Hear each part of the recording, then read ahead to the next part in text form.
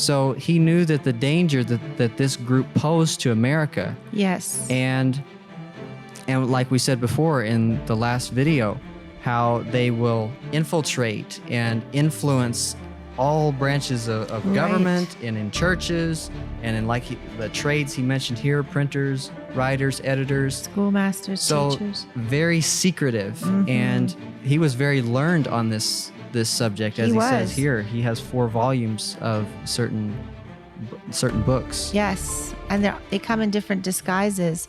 And Jefferson wrote back to him. He said, I know nothing of the history of the Jesuits you mentioned in 4 volumes. Is it a good one? So he had never read those books. Mm-hmm. But he says, I dislike with you their restoration because it marks a retrograde step from light towards darkness. So it's a step back. Mm-hmm. John Adams continues in letters to Jefferson, my history of the Jesuits is not elegantly written, but is supported by unquestionable authorities, is very particular and very horrible. Their restoration is indeed a step towards darkness. I wish we were out of danger of bigotry and Jesuitism. So they're having this nice little conversation back and forth, and they both are in agreement that this is bad news. That's coming right. to America. Yes. And he wrote another letter to Thomas Jefferson a couple months later. This society of Jesuits has been a greater calamity to mankind than the French Revolution or Napoleon's despotism or ideology.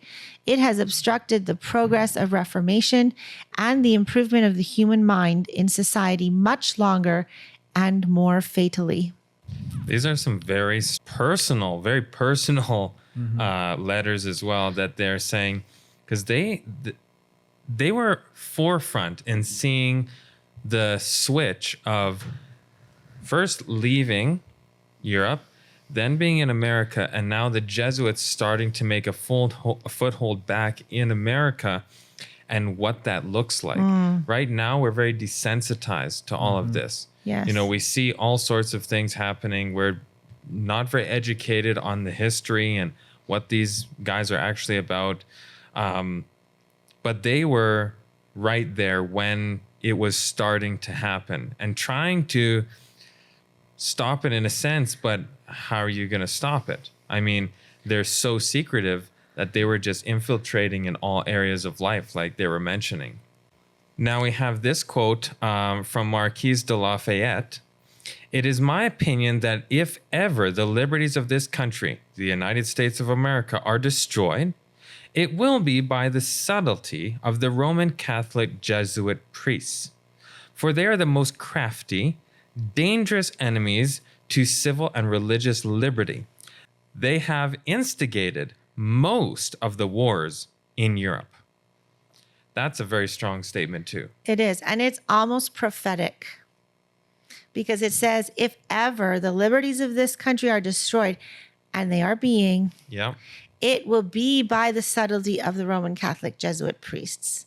And if people understood that, if only people did understand that, because how much of what is going on is a result of this subtlety that has been working underground and in secret this whole time. Yeah. And another person that had a lot to say about the Jesuits was Samuel Morse. He's the inventor of the telegraph. Yes. Yes. And he has this statement here. And I just want to say before I started reading this, we're going to be doing a lot of reading. Yeah. So don't get lost. Don't, turn this off because it's a lot of reading. This is history and we need to understand this. Right. Because all these people had something to say on this subject. Right. And these are real people from the past who are telling us their experiences and what they understood. And very prominent people. I mean, Yes. Samuel Morse, the inventor of the Morse code. Yes. Who knew that he was doing writing about the Jesuits? Right. Mm-hmm. And I'll start reading here. I'm going to start reading at the top because we need some context. Let us examine the operations of this Austrian society, for it is hard at work all around us. Yet here in this country, from one end to the other, at our very doors in this city, from a machinery of such a character and power, we shall doubtless be able to see already some effect.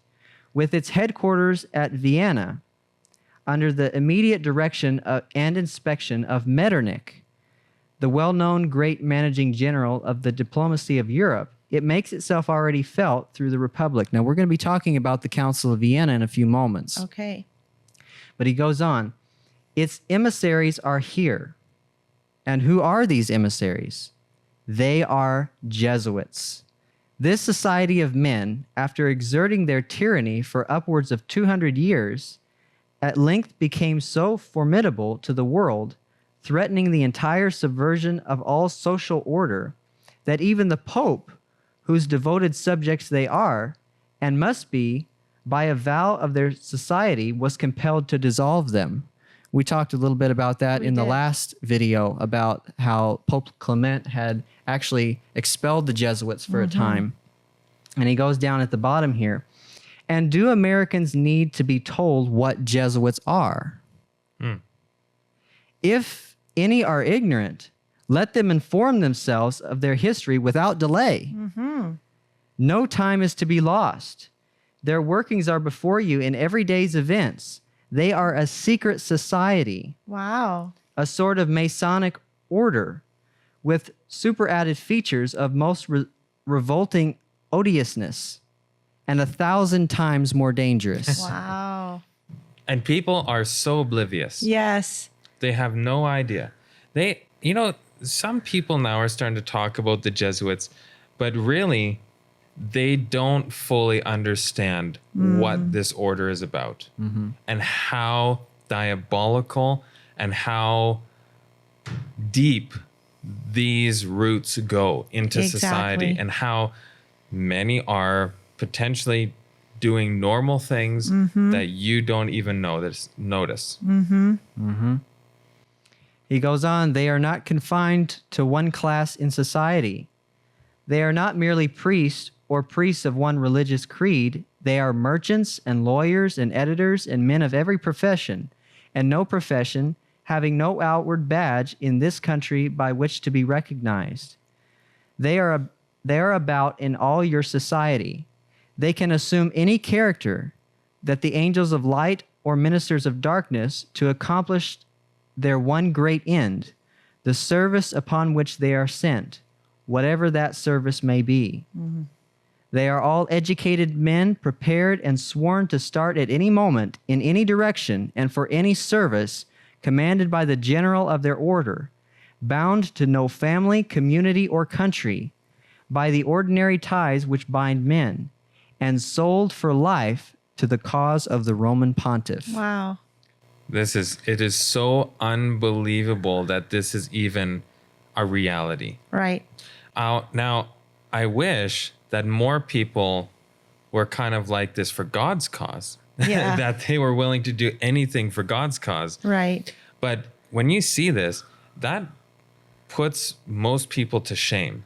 Their dedication, they become nothing. Right. Right? Now, we should be doing that as Christians. Right. We should be saying, you know what? It's not about me, it's about Christ. John the Baptist said, I become less so he can become more.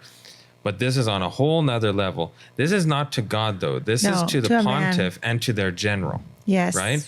And they're doing heinous acts in the name of the Society of Jesus. Right. And it continues here. These are the men at this moment ordered to America. And can they do nothing, Americans, to derange the free workings of your democratic institutions? So he's saying these men are being sent to America. Can they not, and do they not, fan the slightest embers of discontent into a flame, those 1,000 little differences which must perpetually occur in any society, into riot? So they're behind the riots, they're behind the discontent, and quell its excess among their own people as it suits their policy and the establishment of their own control. Now, that doesn't mean they're behind every riot in the United States or even the recent ones. This was happening in his day there.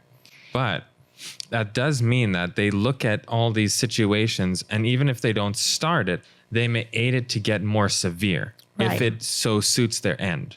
Right. And it goes on. They can control the press in 1,000 secret ways. So people have talked often about how the press is controlled. The press is, not telling us the truth. It's one-sided and so forth. I would be very interested to know how many Jesuits are behind that. I've even heard that the press actually has only one issuing office that issues press to all the same stations. Everybody gets the same news story. And that's why you can take the same sentence being said by 1,000 different news anchors all saying the same, because they're getting the same story from the same source. Who controls the source? That is the good question. Mm-hmm. They can be Democrat today and aristocrat tomorrow. They can out-American Americans in admiration of American institutions today and condemn them as unfit for any people tomorrow. So they could be the most patriotic American that you ever heard of. So basically just what we said before, the end justifies the means. That's right. They can take the form, as he said here, they can be a Democrat today and an aristocrat tomorrow, and we can add they can be a Republican the next day. Right. It doesn't matter. Right. Both sides, they're influencing both sides, and that's why we're counseled not to get involved in things like that. And that's why actually we're told not to vote. Right. Because you don't even know who you're voting for. Mm-hmm. You don't know who's behind the person that you're voting for, what's motivating them.